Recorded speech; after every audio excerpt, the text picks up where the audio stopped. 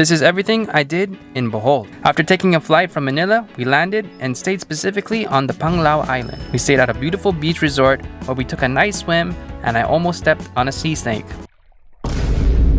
I totally did not panic at all.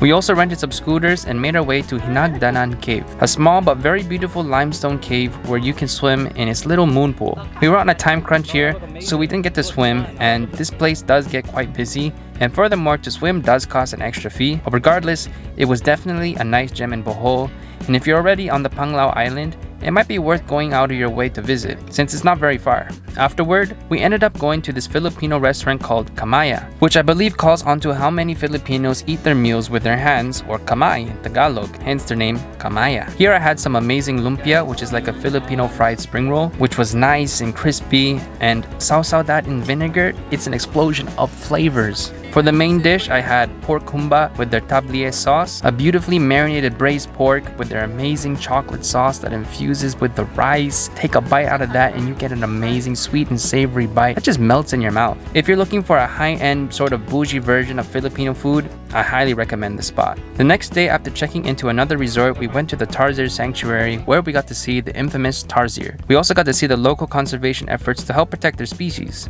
Afterwards, we went straight to Lobok River, which has a river cruise with a buffet, live music, an amazing view, and some cultural experiences. Both of these activities I already made an in-depth video on, so you can definitely check those out after this video. We then began to make our way to Bohol's infamous Chocolate Hills. But on the way, we stopped by a stretcher road filled with mahogany trees called the man-made forest. It is called the man-made forest because most of these trees were planted by humans. This is mainly a photo stop, and you are sure to find some people trying to make a profit out of it. As a one-and-done place, it is cool to stop by just for a bit. Finally, the grand finale. Welcome to Bohol's Chocolate Hills, where there are literally hundreds of these near identical hills. Now, when we went, these hills didn't look particularly chocolatey, but in the dry season, when there is less rain, these hills turn from green to brown, making it look, well, like chocolate. Apparently, these hills are formed from limestone that were once a platform for coral reefs that were raised above sea level. I honestly don't really understand it. All I know is it's truly an amazing view that kind of feels like you're in a fantastical reality.